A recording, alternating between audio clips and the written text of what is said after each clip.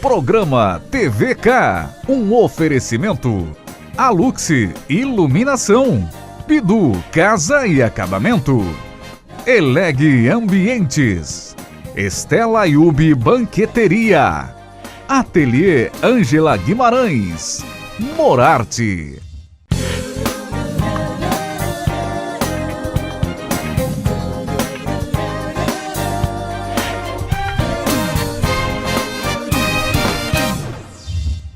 TVK desta semana recebe, acima de tudo, uma grande amiga, profissional competente, advogada, procuradora do município de Sorocaba, talentosa artista. Acredito até que ela vai aposentar da carreira jurídica para definitivamente ser escritora, radialista, jornalista. Essa história começa no Diário de Sorocaba. Eu não vou falar o ano. Lilian Rose de Lemos. Prazer recebê-la aqui na Interativa TV.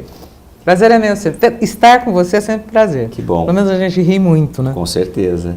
Como é que é essa história dessa paixão por escrever? Quer dizer, vem antes do direito, provavelmente. Muito antes. Eu tinha 13, 14 anos.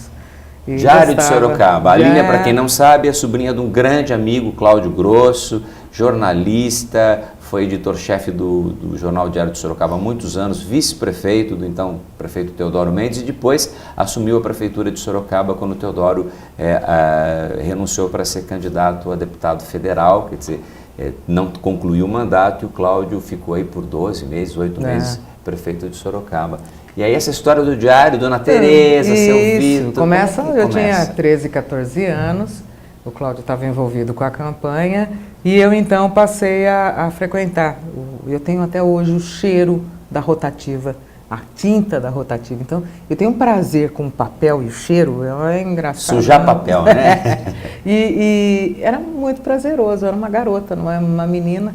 E acabou que deu certo, eles me deram uma coluna para fazer que chamava-se Gente Jovem. E eu fazia a coluna social da moçada. Aí eu ia para festa, em todas as festas, e ainda ia com gravadorzinho, fazia entrevista com autores, entrevista com atores, artistas, cantores.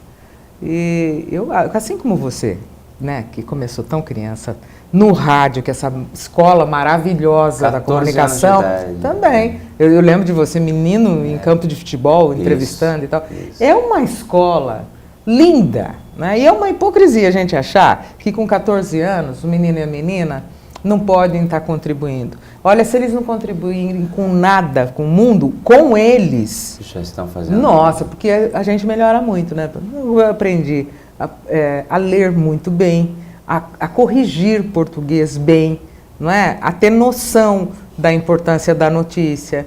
Não é? Você enfrentar determinadas situações, até de peso para quem é jovem. E eu tive problemas. Uma vez eu fiz uma crítica a um jogo que teve, uma final de um campeonato, e foi um tedéu, queriam me pegar, eu não podia entrar na escola. O jornal teve que ir na escola se desculpar porque eu fiz uma crítica. Sempre teve posições muito, muito firmes. Você tem um caráter muito correto, e quando você tem noção do teu direito, você vai às últimas consequências.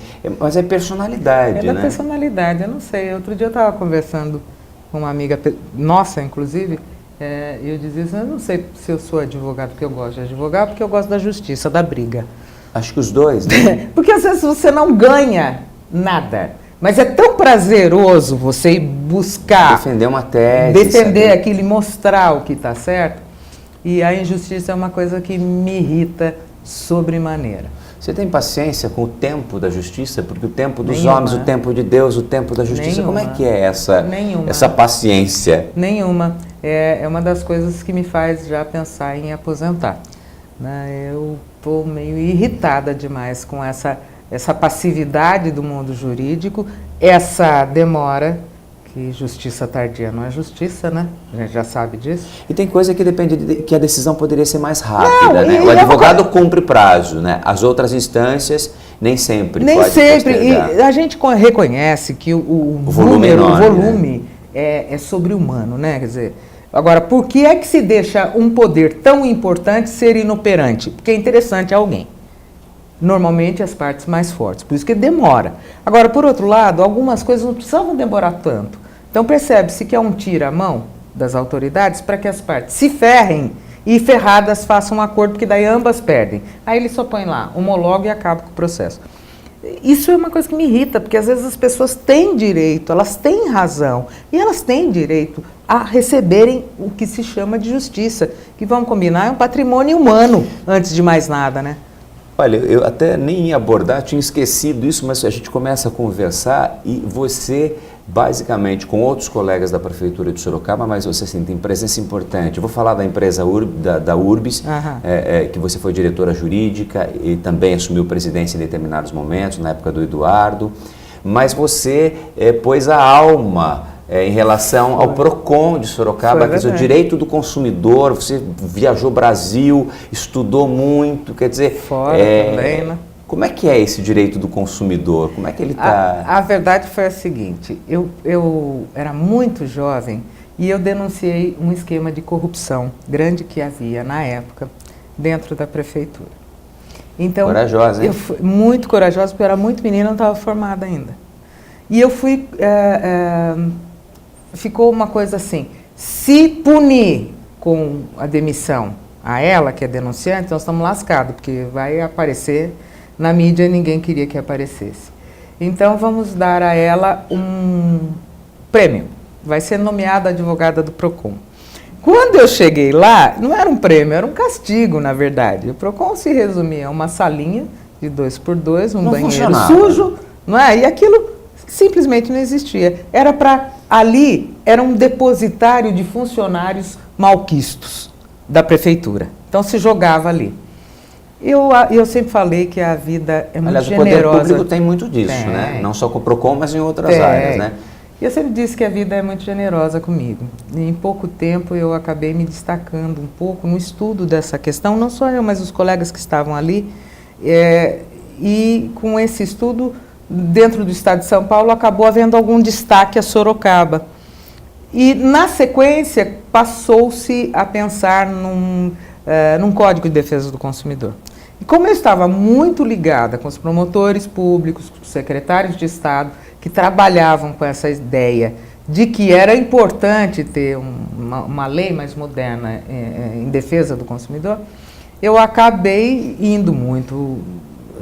Tem até fotografia deu com o código, o rascunho do código na mão do Covas, para ser apresentado no Congresso e tal. O Elinho Baldi na época também. E daí fui para fora do Brasil, houve a eleição, Panunzio foi eleito e eu fui novamente castigada. Eu já tinha assento em vários locais e fui tirada de lá, então, para voltar a ser procuradora. Mesmo assim, eu tive estava funcionando, aí você voltou. Depois que você deixou tudo bonitinho, agora você volta, não precisa fazer nada. Você não fazia parte de um núcleo político partidário. E não tivesse, aliás, você tem uma relação excelente com o Panunzio, excelente. Até porque depois de muito tempo ele reconheceu que havia ali uma fofoca, uma intriga e tal. Mas é que o meu tio era do outro partido. E eu fiquei estigmatizada como sendo do outro partido. Ou tendo sido filiada a algum partido. E, enfim, fui castigada por isso, voltei para a Procuradoria, mas isso não me fez deixar de ter assento no Conselho Nacional de Justiça. E eu lembro que eu contava meu dinheiro, porque a Prefeitura não me subsidiava, eu tinha que contar o dinheiro para poder comprar passagem aérea para ir nas reuniões do Conselho Nacional de Justiça. E, através desse conselho, eu fui uma das pessoas que foi agraciada, como eu sempre digo, a vida é muito generosa comigo, em escrever, né, alguns capítulos em conjunto do Código de Defesa do Consumidor, que é esse que está aí, e foi promulgado em 1990. Aliás, um dos mais modernos do mundo. Ele pode não ser aplicado às vezes, mas ele é muito moderno. Mas mesmo assim, na época a gente falava assim, um dia as grandes redes de supermercado, as grandes lojas vão ter seu próprio serviço de defesa do consumidor, porque vai ser mais interessante. E acabou acontecendo. É verdade. Não é? Você ficou com emergencial 10 anos e não tem processo, né? Mas como é que você justifica isso? Se você justificar, não tem processo que pegue. Então nós tínhamos as 3 piores mazelas de qualquer serviço público de qualquer cidade. Não estou falando de Sorocaba.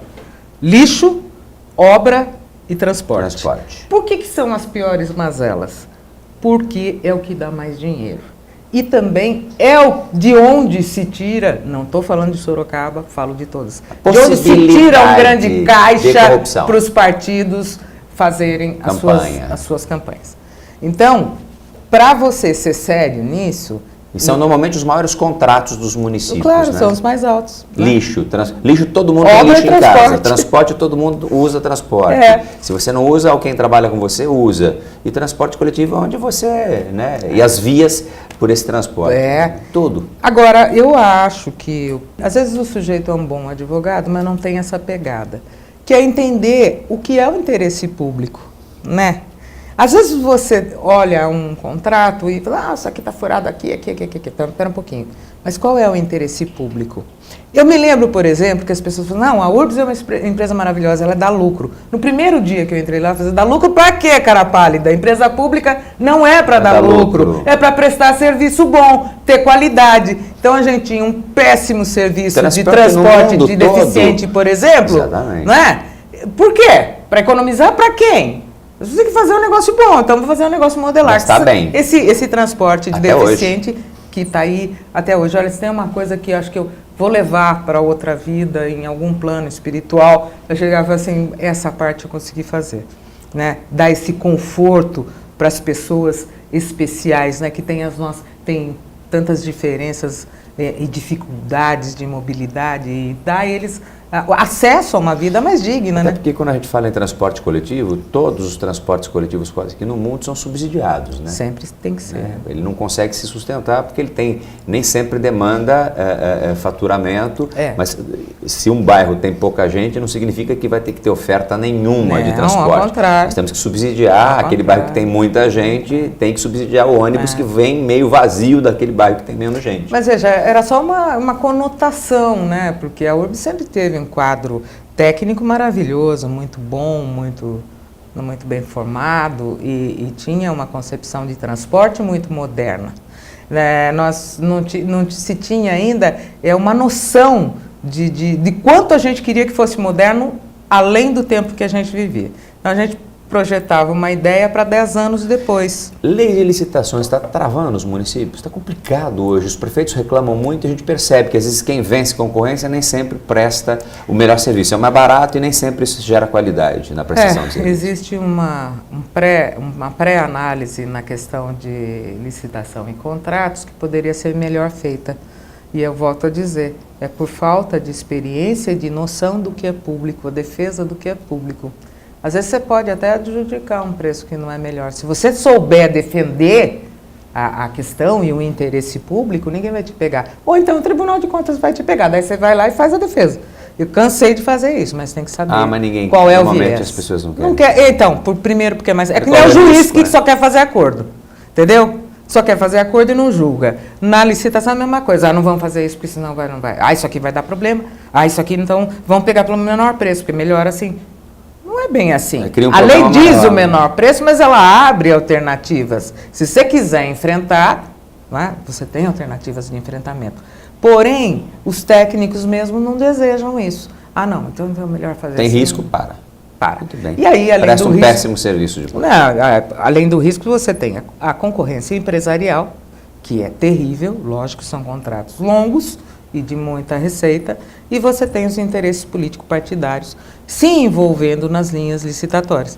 Aí, bem, se você não for duro o suficiente, radical e peitar a situação, fica essa coisa toda. Muito bem, nós estamos recebendo a visita hoje no TVK, na sua Interativa TV, 24 da NET, que aliás você pode agora acompanhar por este site que está aqui no GC, nossa programação ao vivo também pela internet, além de acompanhar aqui pela NET. Sorocaba, Votorantim, em breve outras cidades também farão parte da nossa grade de programação. Mandar e-mail, pode mandar e-mail? Pode mandar e-mail. Mandar e-mail, mandar WhatsApp. Pode. Legal pode, essa sim. interação. Com certeza, por isso Interativa TV. Hoje recebemos a Procuradora Municipal, advogada, artista, jornalista, doutora Lilian Roseli Lemos, aqui no nosso TVK. Voltamos já depois de um rápido intervalo comercial com você.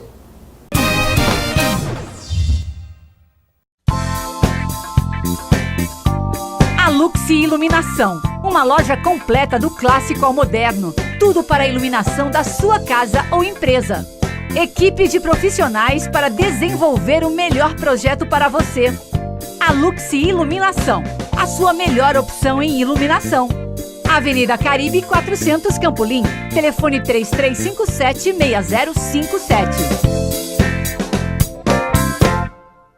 Agora no bairro Santa Rosália, você encontra as principais marcas no mercado e com atendimento da qualidade Bidu Casa e Acabamento. Eliane, Portinari, Lanzi, Delta, Via Rosa e com exclusividade em Sorocaba da linha Elizabeth Exclusive, além de louças e metais Roca Elite e banheiras Jacuzzi. Bidu Casa e Acabamento, Rua Nicolau Alonso Filho 227, em frente ao Extra, no bairro Santa Rosália.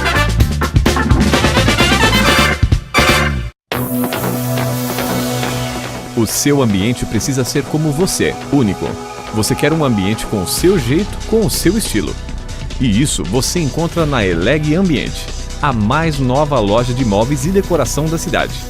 As melhores marcas, designs diferenciados e produtos exclusivos como você. Venha conhecer Eleg Ambientes. Rua João Wagner Vey, 880, Jardim América, 3032-0347.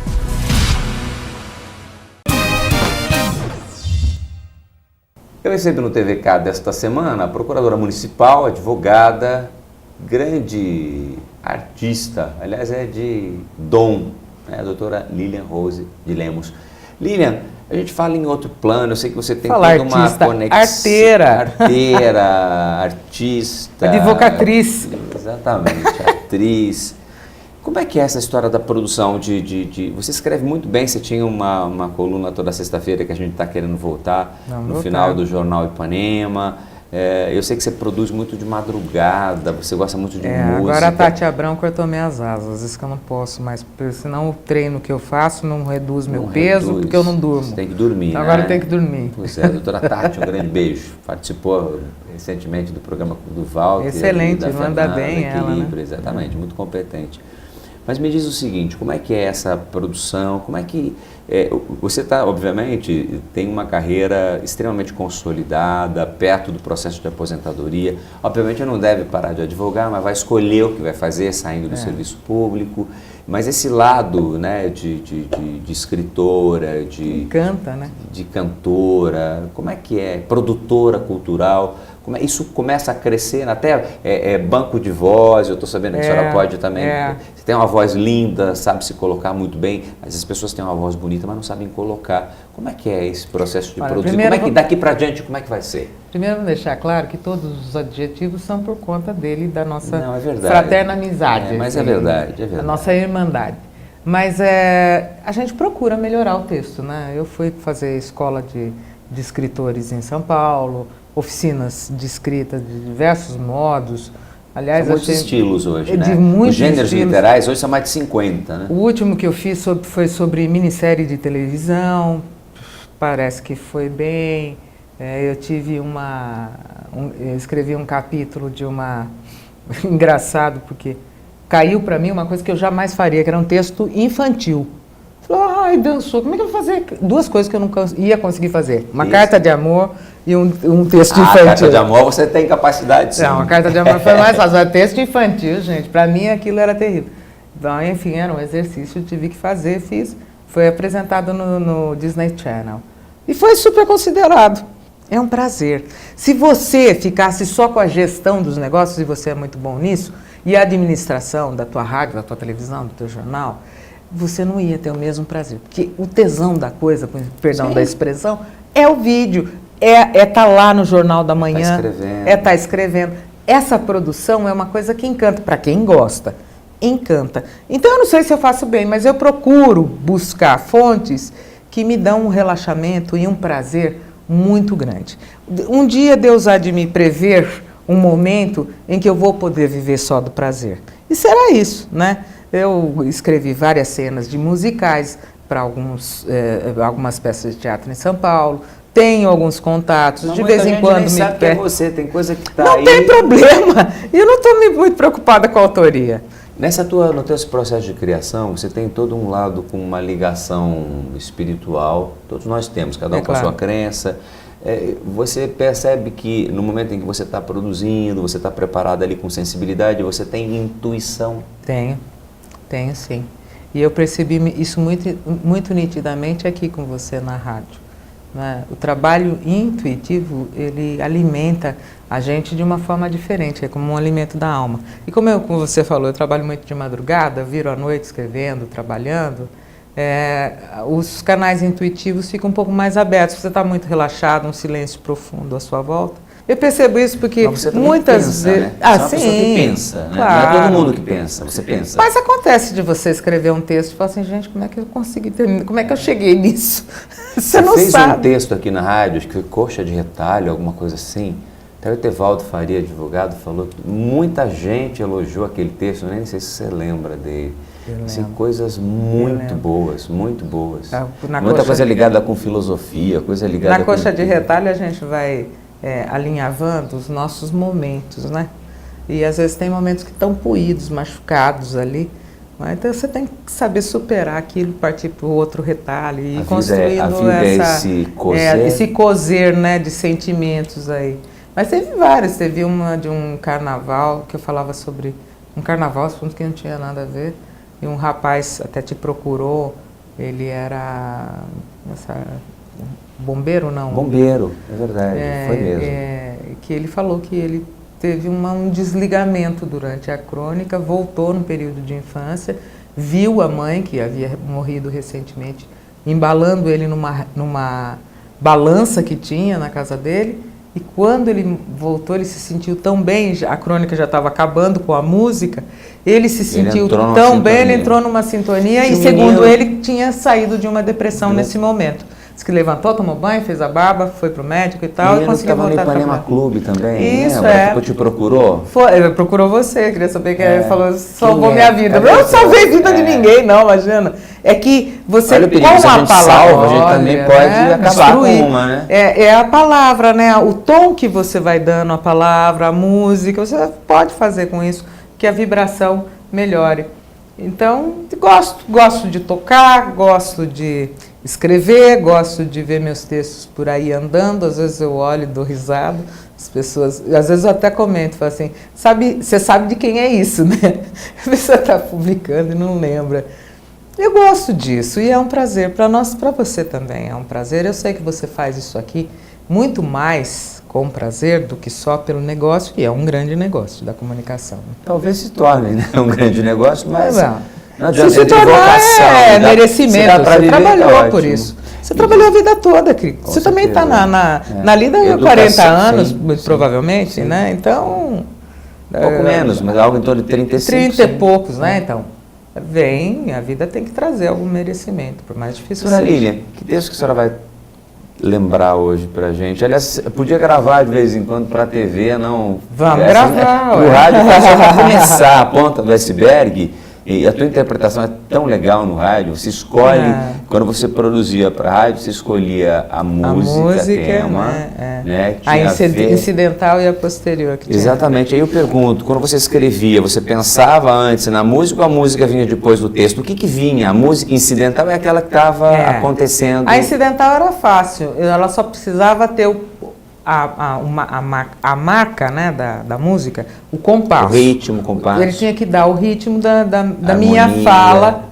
Às vezes você tinha uma música muito leve e a fala tinha que ser mais rápida. E aí a música final, essa significava? Essa tinha significado em relação ao texto, né? Às vezes dava... Você guarda no celular, eu sei que você guarda. 5 minutos, escolher a música e demorava 3 horas. Tem no celular, eu sei que tem. Então vai ter que encerrar esse papo que dá vontade de ficar umas 3 horas falando.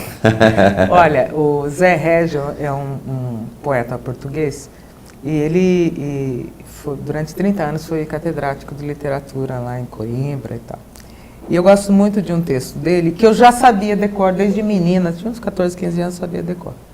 Depois é óbvio, né, com a idade o Winchester vai ficando cheio e a gente esquece. Vera Jorge, sim, a gente não tem memória RAM, a gente tem memória ruim. Então pode ser que alguns pedaços aqui eu precise ler. Vai lá. Chama-se Cântico Negro. Vem por aqui, dizem-me alguns com olhos doces, estendendo-me os braços e seguros de que seria bom que eu os ouvisse, quando me dizem vem por aqui. Eu olho-os com olhos laços e há nos meus olhos ironias e cansaços. Eu cruzo os braços e nunca vou por aí. A minha glória é essa, é criar humanidades a não acompanhar ninguém.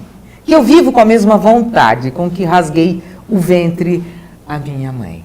Não, eu não vou por aí. Eu só vou por onde me levam os meus próprios passos. Se é o que busco saber, nenhum de vós responde. Como, pois, me repetis, vem por aqui. Eu prefiro escorregar nos becos lamacentos, arrastar os pés sangrentos a ir por aí. Se vim ao mundo foi apenas para desflorar florestas virgens e desenhar os meus próprios passos na areia inexplorada. O mais que eu faço não vale nada. Como, pois, sereis vós quem me dareis?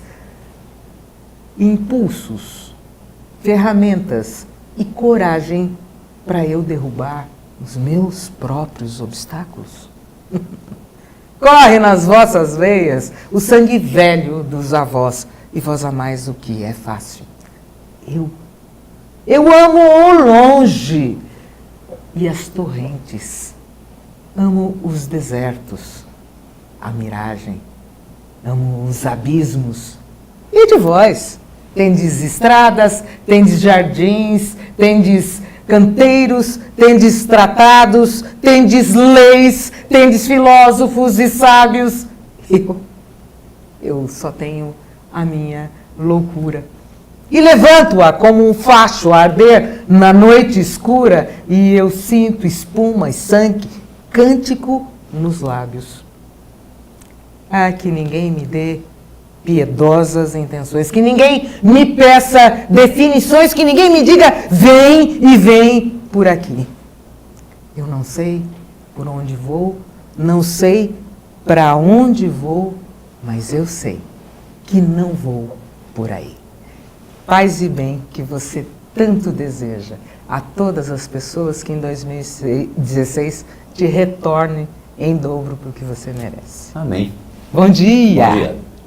Lindo. Essa é a doutora Lilian Rose, que participou do nosso TVK, terminando de maneira emocionante. E fica aqui o convite para essas participações tão especiais na Rádio Ipanema, aqui na TV Interativa. É uma honra. A honra é a nossa. Um abraço a Ruth, a nossa atleta, a nossa atleta com mais de 70, com um brilhando aí, de 30. É, danada. E derrubando todos nós na esteira. Grande beijo a Ruth e a você que acompanha a TV Interativa TV. Continue conosco, um beijo e até o próximo programa, se Deus quiser.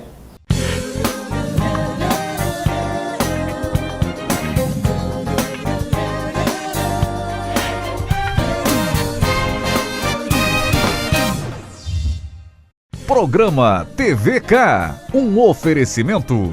Alux Iluminação, Bidu Casa e Acabamento, Eleg Ambientes, Estela Yubi Banqueteria, Ateliê Ângela Guimarães, Morarte.